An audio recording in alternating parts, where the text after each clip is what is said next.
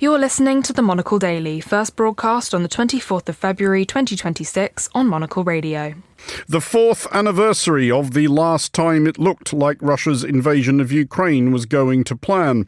France's far left aspire wistfully to the mainstream respectability of France's far right. And why don't Koreans want to eat lunch with their colleagues? I'm Andrew Muller. The Monocle Daily starts now.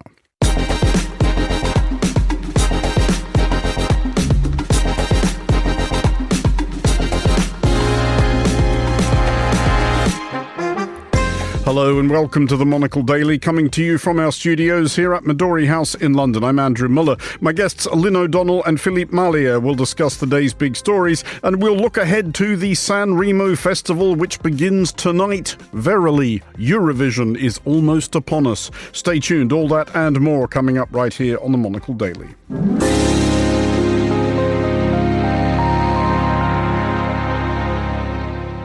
This is the Monocle Daily. I'm Andrew Muller, and I am joined today by Lynn O'Donnell, columnist for Foreign Policy magazine, and by Philippe Mallier, Professor of French and European Politics at University College London. Hello to you both. Hello there.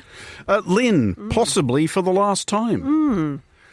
You're leaving us. I mean, not the Daily person. I hope it's not been us that has driven you to the other side of the world, but that is where you are going. That's right. I'm going to Australia. Which is to say, obviously, as newcomers to the programme may already have guessed from your accent, back to Australia. Back to Australia. Yeah. What are you planning to do upon arrival?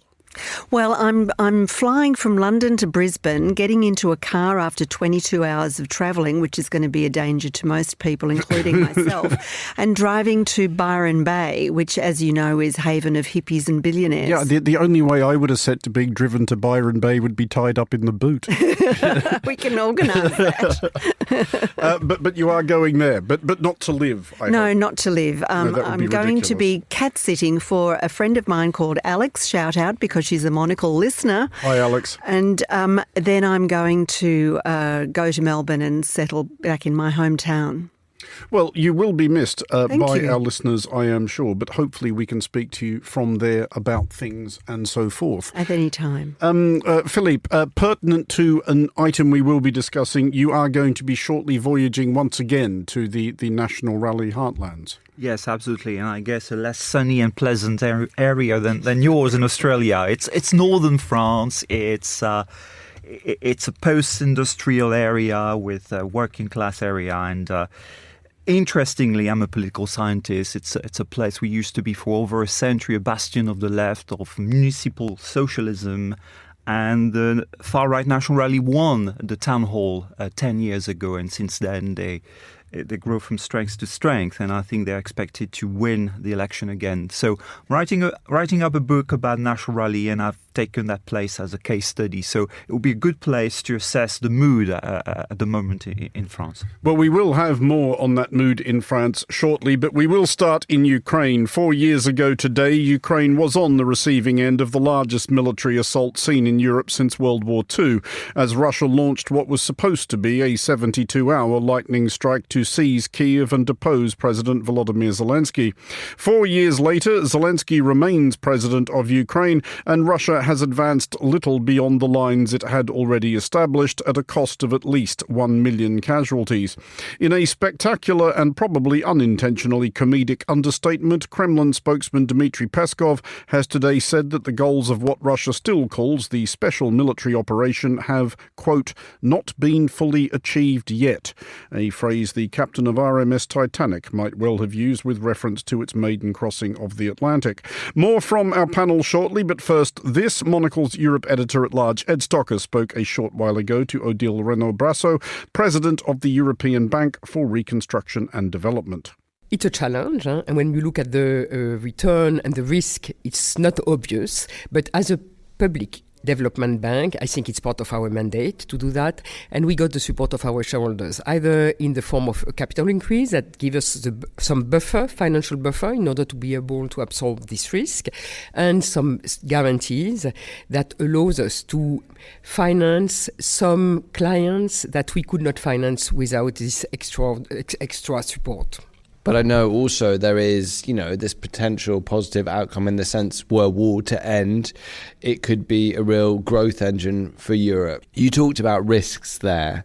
Do you think that were the war to finish, that would go away completely and, Ukraine could be this very positive growth engine for Europe and actually be an excellent investment?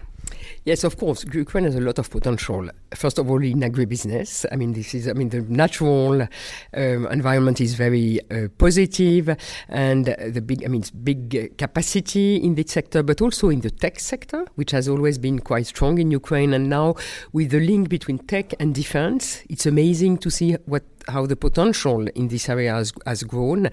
Last part, manufacturing, of course. Ukraine has always been strong in manufacturing. So I think that's a country with a lot of potential that is building up some very strong tech capacities in the defense. Really developing the technologies that are needed for the war of today.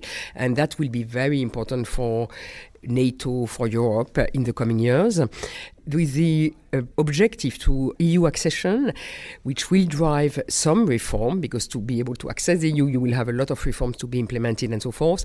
That is likely to transform, that should transform the country fundamentally.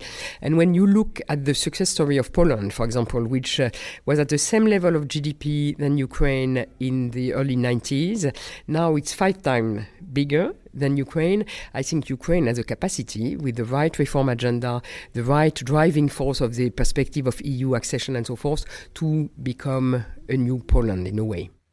That was Odile Renaud-Brasseau, President of the European Bank for Reconstruction and Development, speaking to Monocle's Ed Stocker. Philippe, first of all, it's reconstruction and development in terms of Ukraine. We're not quite at the point yet, are we, at which those are things we can plan for? Yes, absolutely. That's exactly what I was thinking about while listening to this clip, this interview. I think one has to defeat the invader, the aggressor first, and I think the aggressor is Russia, who launched that unjustified attack on Ukraine 4 years ago. 4 years, that's really a very long time. And there are no signs of an ending. At the moment, it's very clear that Russia doesn't want to end that war, at least until they haven't met their objective, whatever they might be. It's not very clear, probably taking over the territories of Donbass. The least we can say about the American President Donald Trump, his initiatives haven't been helpful, to say the least. Mm-hmm. And also now the next point is the lack of total unity in Europe, within the EU, and with sort of usual suspect, Hungary blocking apparently a sort of a new loan package, and also dragging its feet regarding a sort of a new round of sanctions. So of course it's not helping either. And it's always, of course, Europe is there, but it's always too little, too slowly. And I think the thing probably Europe should understand is the defense of Ukraine, military defense, economic defense, is justified, I think, on moral and political grounds. But also it's a question now of really for Europe to defend itself. By defending Ukraine, to defend itself. Because I'm really struck by the number of high commanders in various European militaries saying publicly now that there are high risk of a war between Russia and European countries. So yes, I think it's about time now to put an end to the war and to absolutely to restore sovereignty, full sovereignty in Ukraine. But on that thought, Lynn, and the idea of putting an end to the war with that full sovereignty Philippe mentions, talking there about that would be Ukraine, including the Donbass and Crimea. We've got 4 years of hindsight to draw on now. Is that something that could actually have been done if Ukraine had just been given everything it wanted when it wanted it? Well, my feeling is that Russia, Putin, is not the only party to this war that has dragged its heels and dragged it out. I don't think there was any, if we try and recall what the atmosphere was like 4 years ago, I don't think there was any doubt about Putin's intentions. No. And, 2014 was the annexation of Ukrainian territory. Indeed. And so, I kind of think that if there hasn't been a denial in the room, there has certainly been a denial for public consumption. And for the generals now to be talking about, oh, goodness me, making intellectual breakthroughs, we are in danger of a war. But, commentators and people with their eyes open have been saying that for 12 years. Indeed they have. But Philippe, is there... I think it's fair to say, first of all, that we should acknowledge what an extraordinary feat Ukraine has accomplished. I don't think there were many people, and I would not have counted myself among them, who 4 years ago would have assumed that both President Zelensky and Ukraine would still be standing 4 years hence. But is there, from where we are now, an imaginable end to this inside the next year? I have not met a serious Russia analyst yet who thinks that Russia wants this war to stop, and therefore this war will continue, won't it?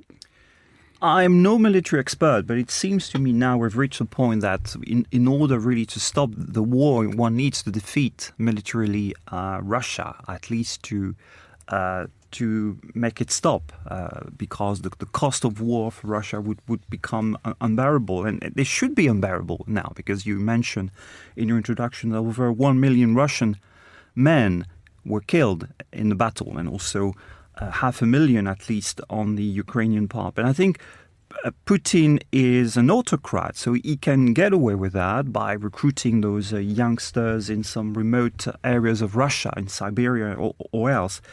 And no democracy could do that, of course. So that's really the problem. That's why, economic embargo, of course, in my view, should be stricter. Of course, the arguments against them, saying they're not having a real impact. But I think the military issue, if Putin can carry on, I think he will carry on. So I'm not saying we're going to be there in 10 years' time, but that could carry on for a while, unfortunately. And just finally on this, the same sort of question to you, Lynn. Does Europe now appear to be relying on the idea that at some point there will just be this catastrophic unravelling of Russian morale and the Russian lines? Is everybody basically hoping against hope for some sort of 1917 scenario? What, living in a fantasy world, you mean? It's all very well to have sanctions, but sanctions only work if they're global. And we have Iran and China and India buying boatloads of Russian oil, and apparently the oil income is higher now than it was more than 4 years ago. So there has to be a reality check. Hungary, as we, Philippe mentioned before, is a fly in the ointment and undermining any propensity or any, view that the EU is united in any way, and it suffers from what a lot of multilateral organisations do, including NATO, in that everybody has to agree to whatever policy is on the table. And if you have one, in this case Orban,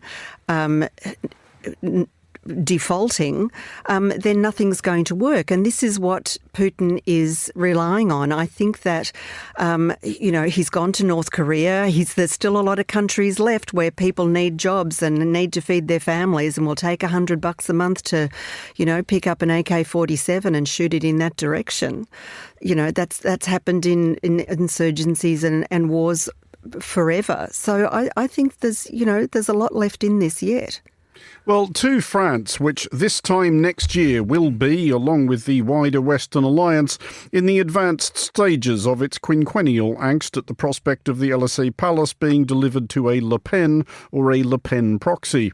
The Le Pen family firm, the former National Front, now trading as National Rally, has attempted in recent years to clean its image up, but remains widely regarded as untouchable by parties who prefer to think of themselves as respectable. However, the odium momentum may be shifting leftwards in the wake of the murder earlier this month of Quentin de Ronc, a Lyon student of far-right sympathies who was beaten to death at a protest. Many of those arrested have links to an outlawed far-left organisation which itself has ties to France Unbowed, the party led by veteran blowhard and perennial presidential candidate Jean-Luc Mélenchon. Philippe, give us some idea, first of all, how big a deal this killing has been in France. It's a very big story in France. I think it made all the headlines and it's been in the news for the past 10 days. The reason being, first of all, is the incident itself, a very dramatic, violent incident. Two groups of youngsters getting involved in a street fight, a very violent one, leading to the death of one 23-year-old student, an activist, a militant on the far right. A point about Lyon, it didn't happen there, it wasn't a random thing. Lyon has been a bastion of far-right politics for the past 20 years. So it happened there, and it happens against another group, so far-right activists against anti-fascist or Antifa activists, i.e. far-left activists. So you could say, well, that's those things happen, it's dramatic, it's terrible, we condemn it. But I think where the plot thickens is that the people involved, some of the people involved on the anti-fascist side, at least a couple of them, were salaried parliamentary assistant to an MP for the France Unbowed party, which is today one of the main, if not the main, left-wing party in France. And the MP in question is no other than the founder of that anti-fascist group called the Young Guard, which was dissolved, by the way, a few months ago. So you know the plot keeps thickening. So all sounds a little bit dodgy, illegal. So hence the outcry, of course. And then there's another sub-story, which is, of course, the far right has seized the occasion here to mount a very strong campaign against the far left, against the anti-fascist, renamed fascist. The anti-fascists are the new fascists. The anti-fascists are the new neo-Nazis. And of course, it's a complete reversal of norms, of roles, given, as you know, the history of France, where we had this collaboration regime, Vichy regime, fascist.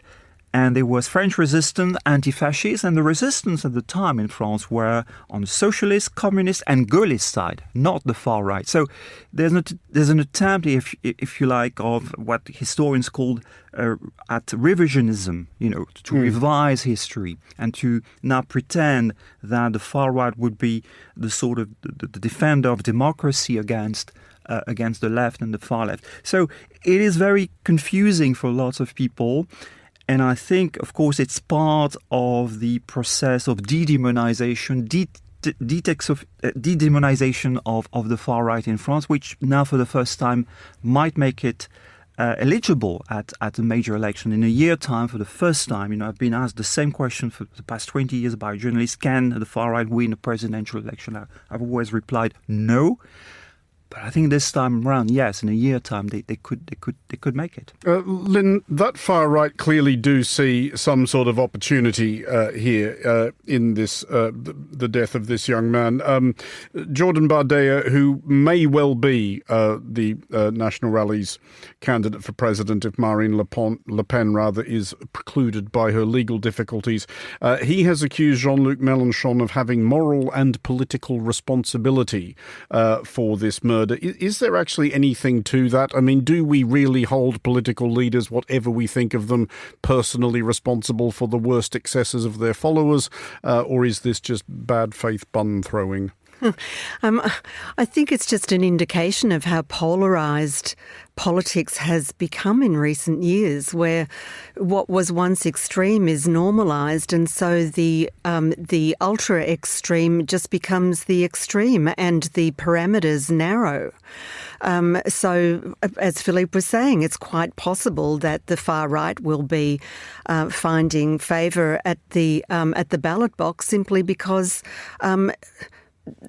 the alternatives are extreme, So now if we define the extreme as the ultra extreme, the extreme is okay, I mean, Philippe, does this stick to Mélenchon, do you think? Because obviously you can see what the National Rally and Bardet are doing. On the one hand, National Rally have kept away from memorial demonstrations because I think they probably don't want to involve themselves in anything that turns violent, right? They think they have the moral high ground here. But are they going to be able to keep it? Well, Mélenchon's reaction, and I think he seems to be sticking to it, was to stay put and defend his MP, former founder of the Young Guard, this anti-fascist group. He didn't extend his defense to the people involved in the murder. However, that has also enhance, if you like, the unease and the outcry in general. And I think the unease is on the part of the moderate left, and I agree with you. Polarization, and France is getting more and more polarized, leaves no space to so-called moderates, on the left and on the right. And now the prospects are that there could be a second round, a decisive second round of the presidential election between Jean-Luc Mélenchon and Jordan Bardella, for the reason that the political field in France is so fragmented. All the moderate forces, starting with Macron's party, the Social Democrats on the centre left, and what's left of the Republicans, the main right-wing party, are so weak and fragmented that Mélenchon could make it to the second round. So, of course, such a choice, imagine for a majority of voters who are neither on the far left nor on the far right, what kind of vote could you make on the day? So yes, the French society has got very polarized. Mélenchon is staying put, and I think he's not going to lose his support. It's about a core of about 10% of voters who are very radicalized. They tend to be young. They tend to be very mobilized around certain issues such as Gaza and Palestine, and he will not lose them because, in fact, they seem to go along that kind of radicalization. Well, to the recently concluded Winter Olympics in Milano Cortina, and a seamless cross-promotional reminder that all 10 episodes of Monocle in Milan, which we broadcast from the host city, may be found on our website, some featuring various Olympic grandees. Anyway, it says here that these games were quite the ratings smasheroo, especially in the United States, clobbering the results of the preceding games in Beijing by a margin of nearly 2-1. Unsurprising hits were the twin US victories over Canada in the men's and women's ice hockey. Lynn, first of all, I have been doing a bit of mathematics with the medal table, and if you adjust for the proportion of competitor country to the amount of snow that country has, I believe 3 gold, 2 silver and 1 bronze for Australia make us the real table toppers. Yes. That seems fair. I worked on that for some time. It's 1 silver more than Team GB got, which I think is actually the most important. Absolutely no snow in Australia, then you confirm. There is snow in Australia, hence our excellence as Winter Olympians, okay. Philippe. And with the amount of snow France has, you should be ashamed. Relatively meagre. It's true. It's underwhelming. Lynn, though, were you actually watching? I did watch some of it. I caught a glimpse of one medal winner looking very pleased with himself, but he had braces. All the winners were teenagers. It's only teenagers who have the level of braveness, or if that, courage, to lie on a piece of fiberglass and go headfirst downhill at a very great rate. It's insane. I did write a piece, Philippe, about this for our website before the Games, outlining my belief that the Winter Olympics are better than the Summer Olympics, and it is because they're more dangerous. Yes. All these people are total maniacs. I agree. I think most of the winter sports around skiing and sliding are extremely dangerous. That's something, and particularly if you practice that in a competitive way. Yes, I think probably it's part of the thing which makes it quite extraordinary. But I think I think the success of the Olympics, to get back to the initial point, I think it's probably because it's a bit of a bread and circus. People want a bit of entertainment. I think the world is gloomy enough at the moment, probably. So I think that explains why we all tuned in and we switched on and we watched it. And I think they were epic games and with fantastic things. And I like the skiing, I like the hockey games, and I still prefer the Summer Olympics. But nonetheless, I think they were very welcome at this time, and it was a form of entertainment and evasion, which I enjoyed. Well, elaborating on that thought, Lynn, is there something to it? Because I think probably the single performance that attracted the most global attention was Elisa Liu's extraordinary free skate routine in the women's figure skating, which won her the gold for the United States. And more than one person remarked upon the fact that she just seemed to be having a really good time. She actually looked like she was enjoying herself, which I think a lot of people in that particular discipline, that the training regimes of which are famously brutal, tend not to. But she just looked like she was having a total blast. But I think athletes at that level do rise to the occasion, no matter what the occasion is. And I think the viewing figures, to get back to the original point, are all about the strategy that the broadcaster has adopted. NBC or Peacock see sports as the way of drawing in viewers, and I think their strategy behind it. They had 2,600 people working on the Olympics broadcast, 1,600 of them at their headquarters in Connecticut and 1,000 of them on the ground in Italy. And that sort of effort and the money that they spend on it, I think the pressure for a return worked out for them. And I think that sports are increasingly becoming the money earners, the chief money earners for major broadcasters. And the Olympics, they put on a show and it worked out. Well, to South Korea now, where it says here office workers appear increasingly of the view that they spend enough time with their colleagues as it is. The traditional all-in communal cafeteria lunch is being disdained, if not outright shunned, in favour of pre-packaged meals, still served in the company eatery but available at more flexible times, allowing those consuming to avoid inane conversations about that local sports team and having to feign interest in anybody's Instagram pictures and spend the time instead searching for a new job somewhere they can stand the sight of their colleagues. Philippe, first of all, journalists, obviously, such as Lynn and myself, generally only have lunch with other people if they're paying. What is it like in academia? Do the professors all get together somewhere on campus and have lunch together? There are, I'm afraid, no perks in academia. You have to pay for your own food when you eat, including in college. So the humanity. Always very disappointing. And I think it's very sad, but when I was sort of reading about this story about South Korean workers eating alone, I think it's a little bit of a story of my colleagues and myself, I would say. I think when I started my career, I tended to invite or be invited by colleagues just to have even in a cafeteria lunch, because then you would socialize, you would speak with your colleagues, you would a bit of gossiping, a bit of exchange of ideas, and I would be very good indeed. And now, I don't know, it's probably a change in working patterns. You tend to do exactly what South Korean seems to have started doing, which is buying the prepackaged food and salad, and you eat that miserably, I'm afraid, sometimes in your office, which is really, really bad. And you stop seeing sometimes colleagues. So that's I think a very bad thing.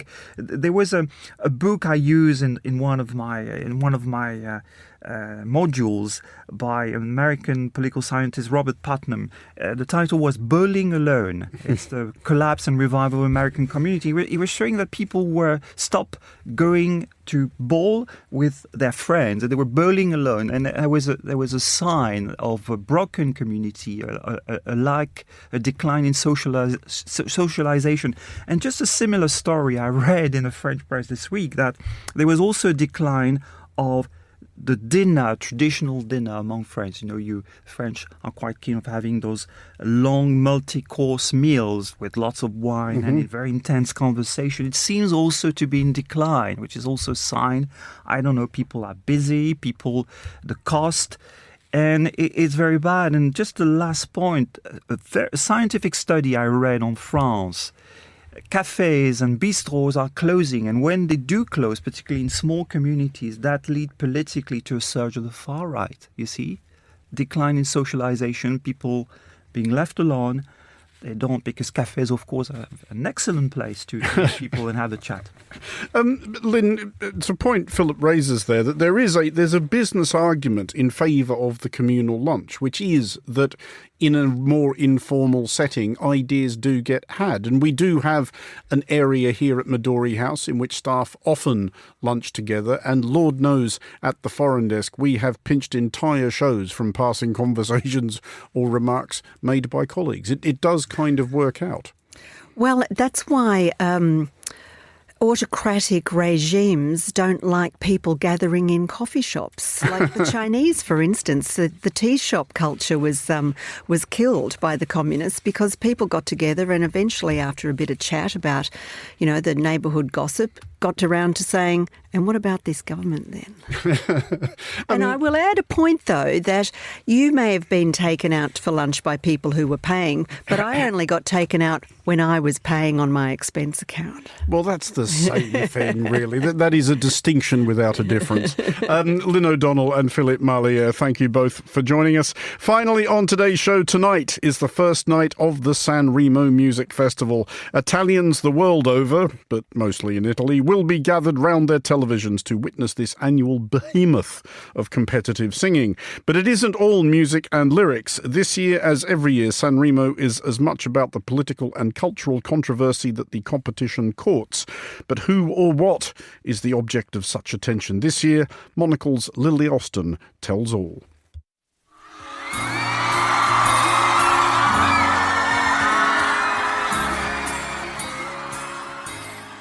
The San Remo Music Festival, Italy's most important cultural event of the year and longest-running annual music competition. Each year, around 30 established artists, campioni, and a handful of emerging acts, nuove proposte, compete for the honour of winning the Golden Lion Trophy, national stardom, and the opportunity to represent Italy at Eurovision. Under the rules of the competition, each performer must showcase a new song, so please don't expect to hear this one tonight. You'll be gravely disappointed. Oli's Ballado Nostalgia was last year's winning entry, but it gives you a flavour of what one can expect. There is also a covers night, where competitors perform a popular classic with a well-known guest. But more about that later. Al Festival di Sanremo, I ricchi e poveri! Over the preceding 5 nights, Italy will be gripped by the events of San Remo. Last year's viewing figures peaked at 17.4 million, an astronomical figure in today's linear TV adverse world. Trump may as well take a mini break. As far as Italy is concerned, nothing else will be breaking through the cultural discourse whilst this competition is underway. Now you may be thinking, a week-long competition dedicated to the art of music and lyrics, which enthralls the whole of Italy? How charming, how wholesome. Well, think again. A cultural juggernaut such as San Remo is liable to be swept up in politics, and this year is no exception.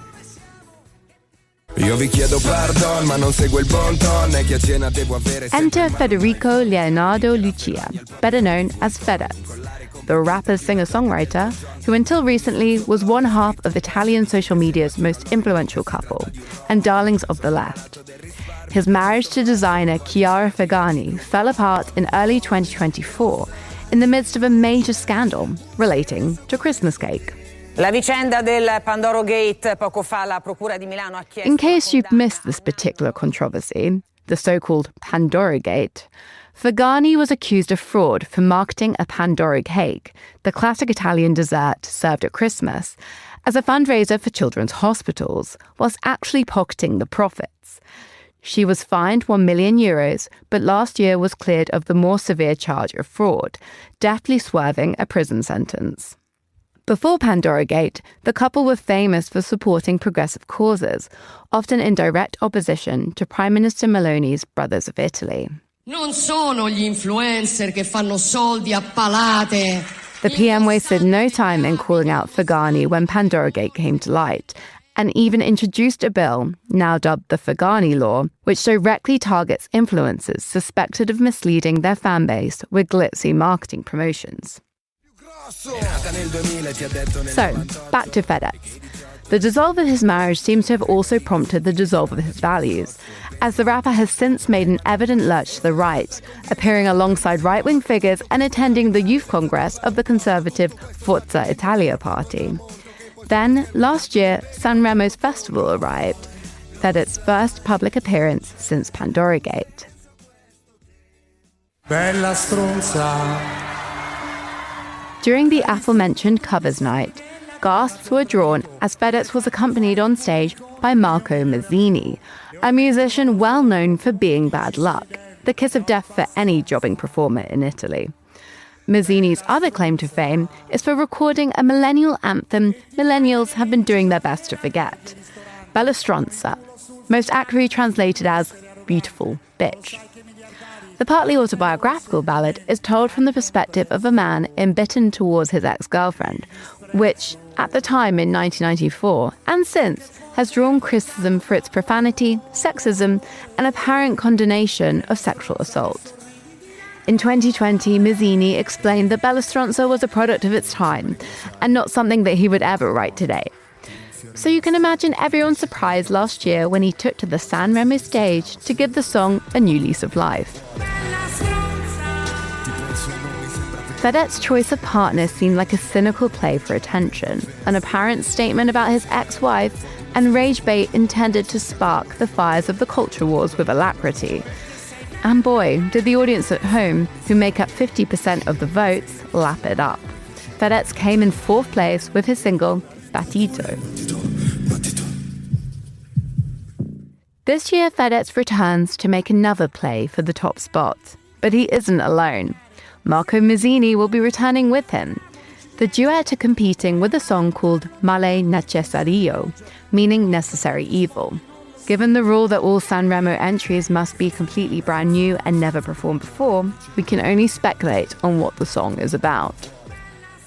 But how FedEx fares this week may give us some indication about the power of reactionary figures within Italy's cultural landscape. Lessons seem to have been learned from the rise of the far right in the US. Even if, like FedEx, your commodity is music rather than politics, nothing cuts through quite like divisiveness. Bella stronza.